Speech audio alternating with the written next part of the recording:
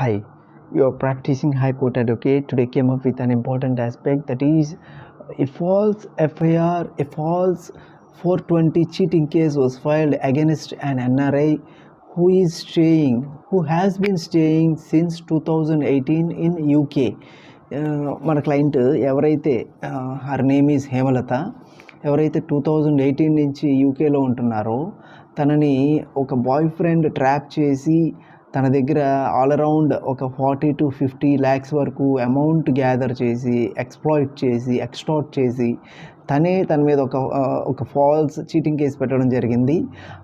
ఈ ఎవరైతే హేమలత గారు ఉన్నారో, మన క్లయింట్ ఉన్నారో, ఆమెని అట్లీస్ట్ యూకే నుంచి ఇండియా కూడా రానివ్వకుండా కాపాడి తనకు ఏదైతే ఎఫ్ఐఆర్ తన మీద ఫైల్ చేశారో ఆ ఎఫ్ఐఆర్ని క్వాష్మెంట్ చేయించడం జరిగింది.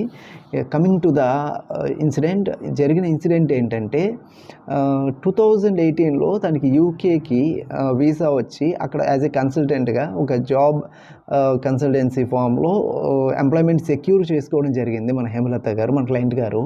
ఆమెను అడ్డం పెట్టుకొని ఇన్స్టాగ్రామ్లో పరిచయం అయిన సో ఒక పర్సన్, తన పేరు రాజేష్ అనే పర్సను ఫ్రీక్వెంట్గా తనతో టచ్లో ఉండి తను లవ్ చేస్తున్నానని, మ్యారేజ్ చేసుకుంటానని ప్రామిస్ చేసి, ఆల్రెడీ మ్యారేజ్ అయిన పర్సన్ తను. Rajesh is a already married person, but Hemalatha who is our client is not yet married. తను ఇంకా కూడా మ్యారేజ్ చేసుకొని ఒక పర్సన్. అయితే తనని ట్రాప్ చేసి మ్యారేజ్ చేసుకుంటానని నమ్మించి, లవ్ చేస్తున్నానని ప్రపోజల్స్ పెట్టి అట్ లాస్ట్ తనని అడ్డు పెట్టుకుని ఇక్కడ ఇండియాలో హీ ఎక్స్‌ప్లాయిటెడ్ అరౌండ్ ఒక 70 lakhs వరకు కొంత అమౌంట్ యూకేలో జాబ్స్ ఇప్పిస్తానని చెప్పి అతను గ్యాదర్ చేసేసి, ఎవరైతే రాజేష్ ఉన్నారో తను అందరి దగ్గర గ్యాదర్ చేసి అతను చీటింగ్ చేసి ఎవరైతే హేమలత గారు ఉన్నారో, మన క్లయింట్ ఉన్నారో, ఆమె చేయించినట్టుగా ఆమె మీద కంప్లైంట్ రేస్ చేయించి ఎవరైతే డబ్బులు ఇచ్చారో, దీనికి కారణం హేమలత గారు జనరల్గా ఇప్పిస్తూ ఉంటారు. She's a consultant in the UK. But ఇతను ఏవేవైతే ట్రాన్సాక్షన్స్ చేశారో, జాబ్స్ ఇప్పిస్తానని చెప్పి, వీసా ప్రొసీజర్స్ కంప్లీట్ చేస్తానని చెప్పి, ఎవరైతే రాజేష్ కొన్ని ట్రాన్సాక్షన్స్ చేసి కొంత డబ్బులు తీసుకోవడం జరిగిందో 70 లక్షల వరకు ఒక 5 to 6 క్లయింట్స్ దగ్గర, అంటే వాళ్ళ క్లయింట్స్, అంటే ఎవరైతే ఎంప్లాయ్మెంట్కి వచ్చారో, ఎవరెవరైతే వీసా ప్రొసీజర్స్కి వచ్చారో వాళ్ళ దగ్గర రాజేష్ అబద్ధాలు చెప్పి, మాయ మాటలు చెప్పి, ఇలా హేమలత గారు ఇప్పిస్తారని చెప్పి అట్లీస్ట్ హేమలత గారితో మాట్లాడించకుండానే అతను ఒక 70 to 80 lakhs గ్యాదర్ చేసి ఆ డబ్బులన్నీ కూడా హేమలత గారికి ఇచ్చానని చెప్పి ఒక ఫాల్స్ ఎలిగేషన్స్ రైజ్ చేసి, ఎవరి దగ్గర అయితే అమౌంట్ గ్యాదర్ చేశాడో, ఎవరినైతే మోసం చేశారో వాళ్ళ దగ్గర నుంచి ఇతను కూడా కలిసి హేమలత గారి మీద ఒక 420 కేసు పెట్టడం జరిగింది, చీటింగ్ కేసు పెట్టడం జరిగింది. బట్ యాక్చువల్గా ఈ ట్రాన్సాక్షన్స్కి వేటికి కూడా హేమలత గారికి సంబంధం లేదు. సో ఇలాంటి సందర్భాల్లో 1 year ఫేస్ చేసి 1 year తను 18లో వీళ్ళకి పరిచయం అయింది. 19, 20, 21, 22 ఈ 4 years కూడా అతనితో రిలేషన్లో ఉండి అతను చెప్పిన మాయ మాటలు నమ్మేసి మంచి అతనని అనుకొని అతన్ని సపోర్ట్ చేసి అతనికి హెల్ప్ చేసినందుకు ఇంకా తన దగ్గర హేమలత గారి దగ్గర నుంచి బోల్డ్ అంతా ఫైనాన్షియల్ సపోర్ట్ తీసుకోవడం జరిగింది. తీసుకున్న క్రమంలో ఎవరైతే మన క్లయింట్ ఉన్నారో తన పేరుని వాడుకొని, తన జాబ్ని వాడుకొని ఇలాగా జాబ్స్ ఇప్పిస్తానని చెప్పి మోసం చేసి చివరికి హేమలత గారి మీద ఒక 420 కేసు అనేది ఫైల్ చేయడం జరిగింది. ఆ 420 కేసులో 2022 డిసెంబర్లో ఈ 420 చీటింగ్ కేసు అనేది ఫైల్ చేయడం జరిగింది హేమలత గారి మీద. దాంట్లో చరణ్ కూడా ఈ రాజేష్ చరణ్ అతని పేరు, రాజేష్ కూడా ఉన్నారు. అయితే ఇద్దరు కూడా దాంట్లో ఇన్వాల్వ్ అయి ఉండడం వల్ల A1 and A2గా టోటల్గా ఈ మిస్టేక్ అంతా A1 చేసినట్టుగా, మన క్లయింట్ చేసినట్టుగా క్రియేట్ చేయడం జరిగింది. అప్రూవర్గా మారతానని చెప్పడం రాజేష్. అయితే ఈ సందర్భాల్లో 1 year సఫర్ అయిన తర్వాత మేడం ఎవరైతే ఉన్నారో, క్లయింట్ ఎవరైతే ఉన్నారో, తనకి ఇండియాకి రావాలా, 41A నోటీస్ తీసుకోవాలా, లేకపోతే అరెస్ట్ జరుగుతుందా అని ఒక సందిగ్ధంలో, ఒక భ్రమలో, ఒక భయంలో ఉన్న సందర్భంలో మనకి కనెక్ట్ అవ్వడం జరిగింది. మన వీడియోస్ చూసి, మన యూట్యూబ్ వీడియోస్ చూసి, లక్కీలీ ఫార్చునేట్లీ. అయితే దిస్ ఇయర్ మార్చ్లో 2023 మార్చ్లో మనల్ని అప్రోచ్ అయ్యారు. మార్చ్లో అప్రోచ్ అయిన వెంటనే right immediately we have gone to the concern police station and we have talked to the station house officer, investigation officer ఎవరైతే ఉన్నారో వాళ్ళకి జరిగిన విషయము, స్టేట్మెంట్స్, ఎవ్రీథింగ్ చూపించడం జరిగింది. So they also agreed for giving the 41A CRPC notice. But అక్కడితో ఆగకుండా మేము ఇమీడియట్లీ హైకోర్టులో క్వాష్ పిటిషన్ ఫైల్ చేయడం జరిగింది. అసలు ఎఫ్ఐఆర్ స్టేజ్లోనే ఉంది. ఇంతవరకు ఇది మేడం కూడా రాలేదు కాబట్టి, మన క్లయింట్ కూడా రాలేదు కాబట్టి, 41A నోటీస్ తీసుకోలేదు కాబట్టి ఇది ఇంకా ఛార్జ్ షీట్ కూడా అవ్వలేదు. బట్ ఈ ఎఫ్ఐఆర్ స్టేజ్లోనే మనం క్వాష్ పిటిషన్ అనేది అండర్ 482 CRPC కింద హైకోర్టులో ఫైల్ చేయడం జరిగింది.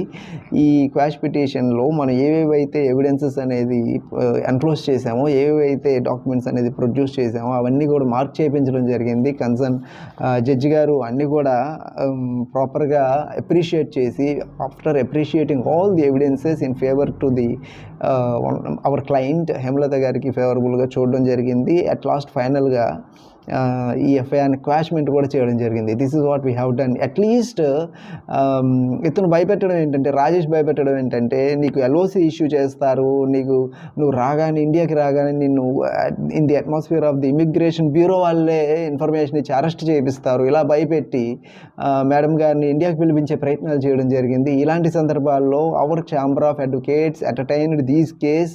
We have filed the quash petition in the Honorable AP High Court. After filing the quash petition in the High Court, madam at least ఒక విజిట్ కూడా తీసుకోకుండానే, ఒక 41A CRPC నోటీస్ కూడా తీసుకోకుండానే క్వాష్మెంట్ అనేది చేయడం జరిగింది. Because the evidences are in favour of the client. అన్నీ కూడా ఒక ఫాల్స్ ఎలిగేషన్స్తో అతను వెళ్ళి, అతను ఇంకెవరెవరైతే డబ్బులు ఇచ్చారో అందరూ కూడా వెళ్ళి మేడం గారికి అగెనెస్ట్గా ఒక ఎఫ్ఐఆర్ ఫైల్ చేయడం జరిగింది. This FIR. ఈ ఎఫ్ఐఆర్ని basing on the merits of the case, basing on the evidences, after appreciating all the evidences, judge గారు అన్ని అప్రిషియేట్ జరిగింది. It has discussed, it has ఈ ఓవరాల్ ఈ కేసు వాదనలో ఆల్మోస్ట్ ఒక 40 minutes వరకు జరగడం జరిగింది. After doing all the efforts, after putting all the efforts, the chamber of advocates made justification to our client. ఫైనల్గా ఈ కేసు అనేది క్లోజ్ చేయడం జరిగింది.